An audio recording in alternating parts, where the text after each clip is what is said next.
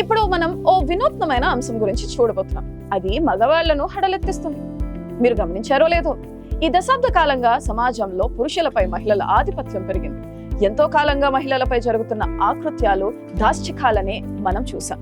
ఇప్పుడు మహిళల నుంచి పురుషులకు జరుగుతున్న అన్యాయాలు కూడా వెలుగు చూస్తున్నాయి. మహిళల రక్షణ గురించి ఏర్పాటు చేసిన ప్రత్యేక గృహహింస లాంటి చట్టాలు, ఆ సందర్భంగా వారికి ప్రాప్తించిన హక్కులు పురుషులపై దాళ్లకు కారణమవుతున్నాయి. దీంతో పాటే మరో విషయం కూడా ఇక్కడ చర్చనీయాంశంగా మారింది. అదేంటంటే ఆడవారిలో ఆగ్రహం కట్టలు తెంచుకుంటుంది. ఇది చాప కింద నీరులా విస్తరిస్తుంది. గత 10 ఏళ్ల కాలాన్ని గమనిస్తే మహిళల్లో కోపం బాగా పెరిగినట్టు పలు సర్వేలు చెబుతున్నాయి.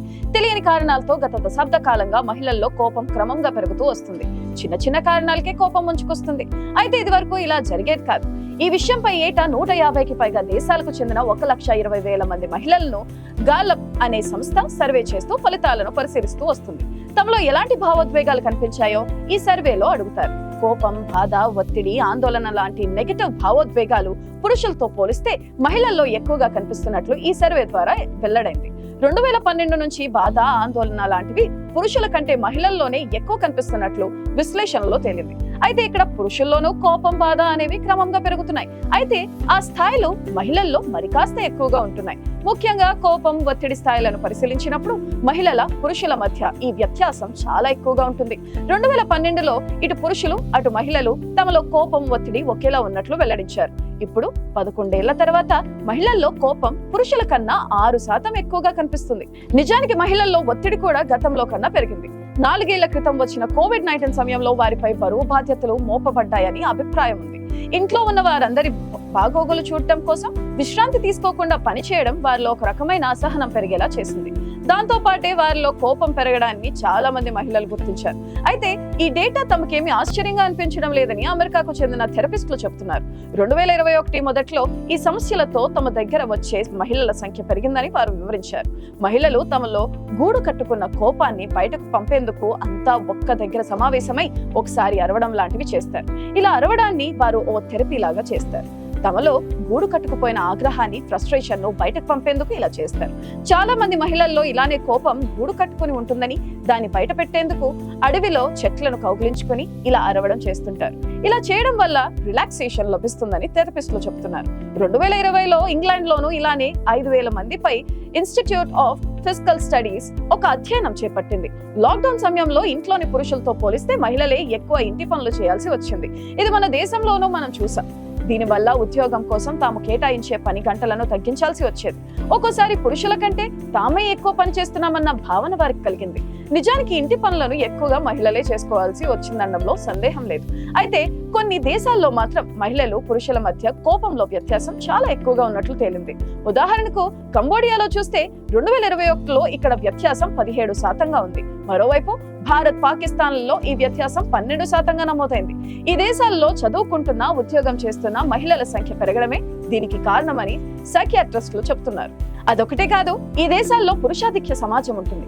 చుట్టుపక్కల ఉండే పురుషాధిక్య సమాజం తమ సాధికారత మధ్య వ్యత్యాసమే ఇలా కోపానికి కారణంగా మారుతుంది. పురుషులు ప్రశాంతంగా టీ దుకాణం దగ్గర విశ్రాంతి తీసుకుంటూ కనిపిస్తారు. కానీ మహిళలు మాత్రం బస్సు లేదా రైలు కోసం వేగంగా పరుగులు తీస్తూ కనిపిస్తారు.